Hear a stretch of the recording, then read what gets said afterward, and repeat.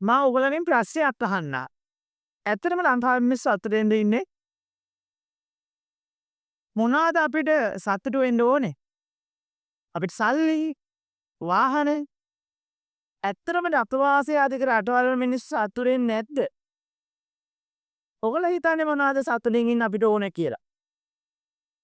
සල්ලි තියෙන මිනිස්සු සතුටෙන්ද? වාහන තියෙන මිනිස්සු සතුටෙන්ද? සතුට කියන්නේ හරි වෙනස් කාරණාවක්. සතුට සාපේක්ෂයි. හැබැයි ඒත් ලංකාවේ මිනිස්සු සතුටෙන් නෙවෙයි නේද ඉන්නේ? ඇයි ලංකාවේ මිනිස්සු සතුටෙන් ඉන්නේ නැත්තේ? සල්ලි නැති නිසා. වාහන නැති නිසා. නෑ. ඒ මුකුත් නිසා නෙවෙයි. ලංකාවේ මිනිස්සු සතුටින් ඉන්නේ නැත්තේ සතුට කල් දාන මින්දා. අපි දරුවන්ට කවදාවත් උගන්වලා නෑ. අද සතුටින් ඉන්නේ. අපි දරුවන්ට මේ හැම දෙයක්ම කරන්නේ. අපි දුක් විඳින්නේ, අපි මහන්සි වෙන්නේ හෙට දවසේ සතුටින් ඉන්න. හෙට දවසක් ගැන කොහොමද කියන්නේ?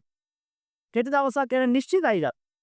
එතකොට අපි දරුවන්ට උගන්වන්න ඕනේ අධ්‍යාපන ක්‍රමය තුල අපි ඉගෙන ගන්න ඕන දරුවන්ට අද දවසේ සතුටින් ඉන්න. ඒ සතුටු පරිසරයක් අපි පන්ති කාමරවල ගොඩනගන එක තමයි වැඩිහිටි අපි යුතුයම වගකීම වෙයි.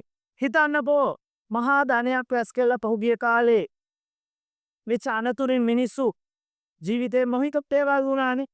ඔය අතරේ මාසයකට දෙකකට කලින් අස්වැසුම ඇප්ලිකේෂන් එක පුරවද්දි මේ ලෝක දෙයක් තිබිච්ච නැති ගෙවල් වල දැන් දන් වතුර ආධාර දෙන්න හානි පූර්ණේ කරන්න ඇප්ලිකේෂන් එක පුරවද්දි ඒ ගෙදර තිබිලා නැත්තේ එලිසබෙත් මහරජාණන්ගේ ඔටුන්න විතරයිනේ. එතකොට අපිට සතුටුයිද? මේකද අපි සතුට කියලා කියන්නේ. ඒක නිසා අපි පුරුදු වෙන්න අපි දරුවන්ට උගන්වමු හෙට නෙවෙයි අද සතුටින් ඉන්න ක්‍රමයක්. අපි දරුවන්ට උගන්වමු හෙට සතුටින් ඉන්න නෙවෙයි අද සතුටින් ජීවත් වෙන්න ක්‍රමයක් වටපිටාවක් හදාගන්න. ඒක තමයි මේ අධ්‍යාපනයේ ඇත්තම අරමුණනේ.